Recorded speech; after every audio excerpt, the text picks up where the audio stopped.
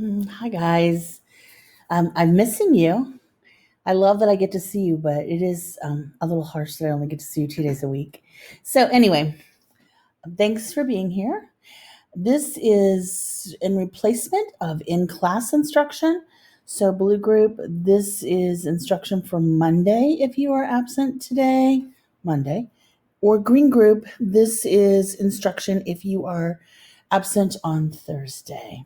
And that is of this coming week, which is the week of September, I think 20th. Is that right? I'm sorry, week of the 21st. So we're going to watch a video together and eventually we'll take some notes on this. That is not necessary right now. This is your first time potentially to ever even hear about this. So I just want you to listen and then you're going to have a chance to practice this skill.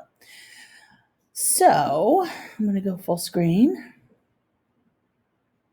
All right. So this is about determining author's tone. So I'm going to go ahead and play it, and then obviously I'm going to stop it at various times just to talk a little bit.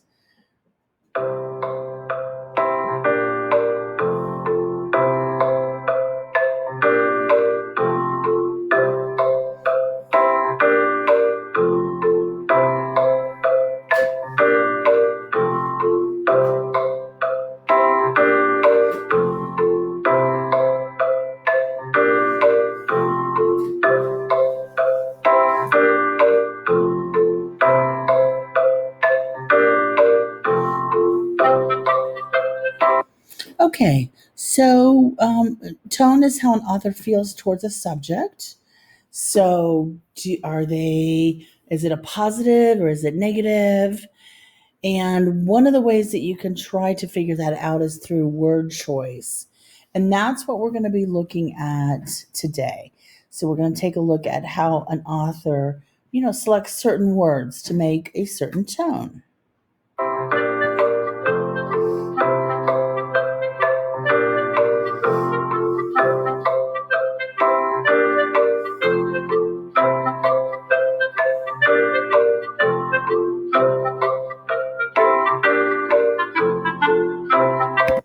Okay, and you may have at some point heard of these words: connotation versus denotation. And it's easy to remember these because denotation, which starts with a D, is the dictionary definition. Connotation, as it says here, is like the emotional value associated with the words. It's what we think of when we hear a word. So, for instance, here's two words: assertive versus aggressive. Their definitions are very similar. Which one's more positive and which one's more negative, in your opinion? Most people would say that aggressive is a negative word. If you're aggressive with somebody, you're doing something that is not right. You're being, you're pushing, you're doing whatever, but it's not the right thing to be doing. Whereas assertive just means that you're standing up for yourself. So that's the difference between connotation and denotation. And this video is going to give you some more examples.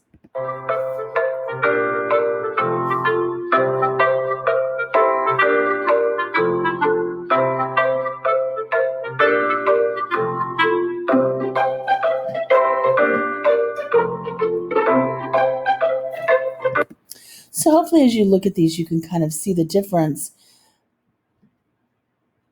On the left side are words that have positive connotations, and on the right side are words that have negative connotations.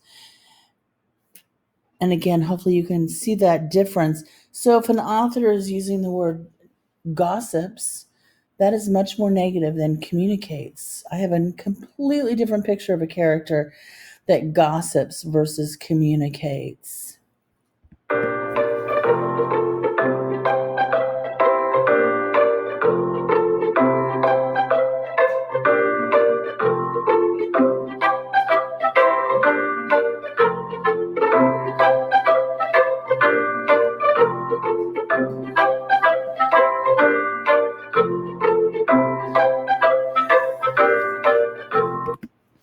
Okay, reread these sentences and just think about it for a moment.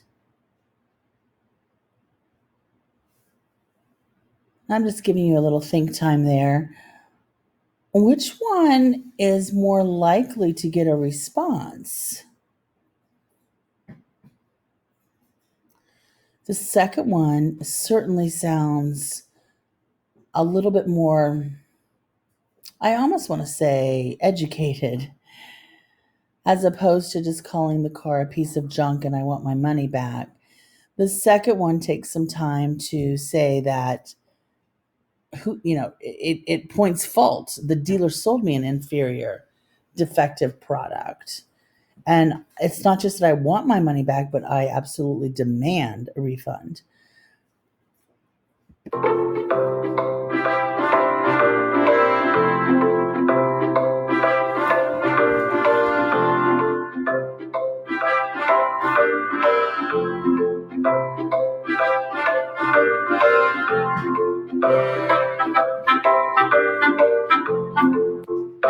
Okay, and as we think about seed, folks, ultimately, most pieces of fiction are designed to entertain us.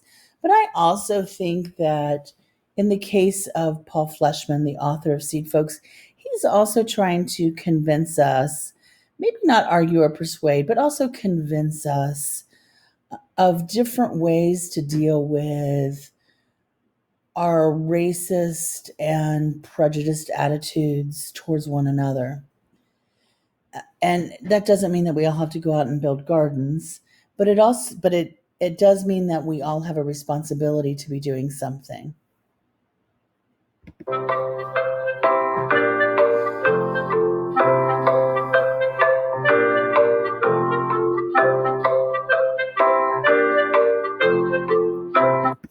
Okay, so we obviously this is a little bit of practice. We've joined together this afternoon to mourn the tragic loss of our beloved friend. While this is certainly a sad moment, right? It's obviously about a death of somebody. At the same time, it's very positive. We've joined together. That's a positive connotation. But we are going to mourn, and it is a tragedy, but it is our beloved friend. So we're not here to talk badly about this person. We're not glad that this person passed away. We are here to mourn together. So ultimately, while it's a sad statement, there is some positivity about it. Let's look at the next one.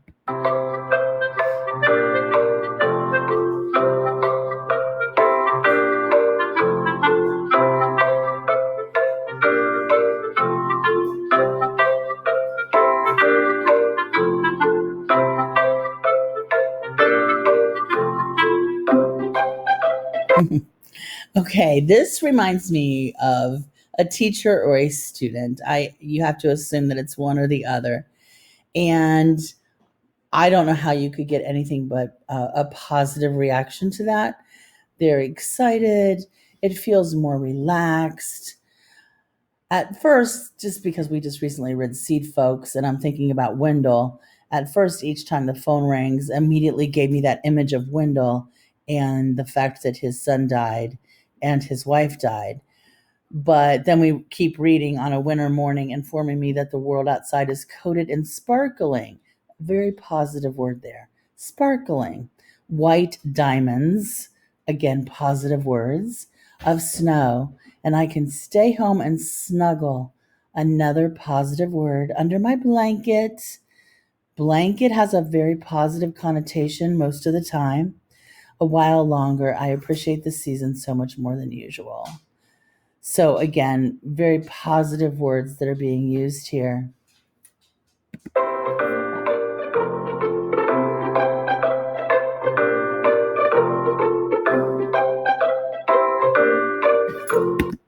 Okay, I really love this sentence because it's all negative. I broke my phone, lost my homework, forgot my house key, and was tardy to class. All very negative. But then this, it's been a great day. So what is that last sentence? I'm going to give you just a bit of think time on that. Try to see if you can come up with an answer to that question. What would you call that last sentence?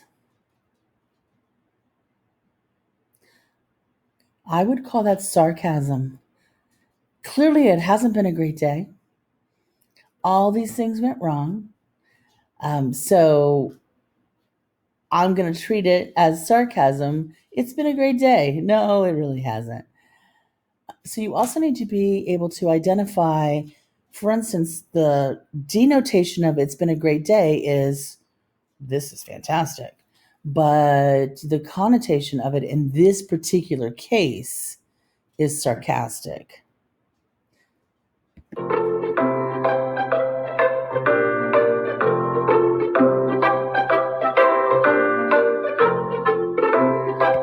Okay, so we're going to go ahead and stop this video. Can you find tone on your own as you read and act as a consumer of media?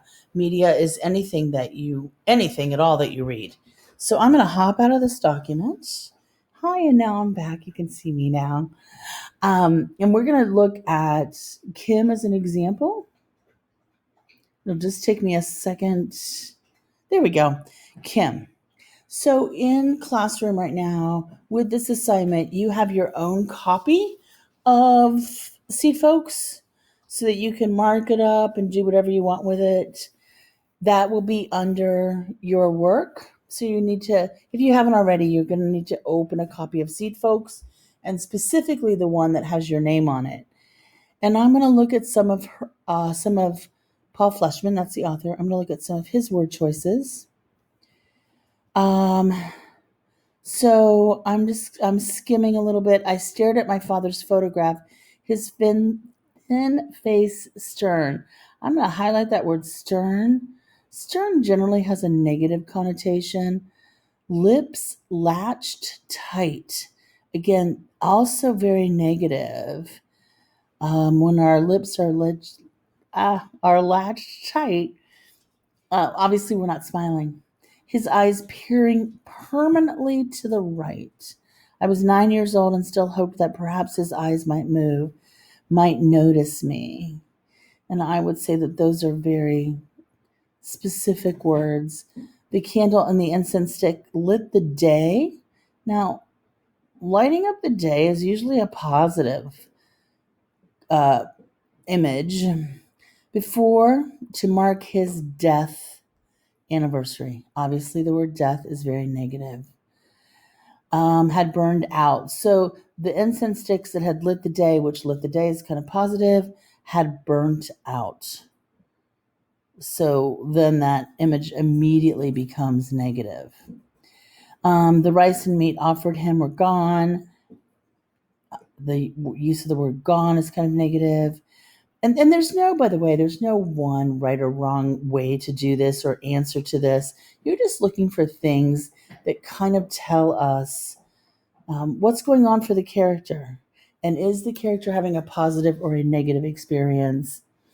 I'd been awakened by my mother's crying. My oldest sister had joined in, so oldest sister's also crying. My own tears again, had then come as well, but for a different reason. So we know that our character here, Kim, feels different. So then what you're going to need to do is kind of reread the chapter that you've been assigned. And in your case, because you weren't at live instruction, that's going to be Leona. And what you're going to look for is just words that point out the tone. And, I would say at the very end, but again, you're going to need to go through the whole thing. At the end here, she says, and I vowed to myself, and vowed is typically a positive word. We take our wedding vows. We vow to lose weight. It's like a promise. Those beings would thrive, and thrive also a positive word. So what I can talk about regarding Kim then is that we start off with all these negative terms, right? And again, you're going to want to go through all of this. Like here it says that the sidewalk was empty. Empty generally is kind of negative. At any rate, so you're going to want to go through the rest of it, but it's very negative, very negative, very negative. He definitely uses words that point to Kim not feeling good about herself and her situation. But then here we start to see a change. I stood tall.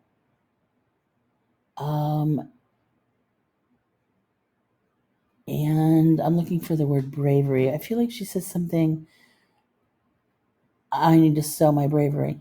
So I stood tall. I got these rats gnawing around.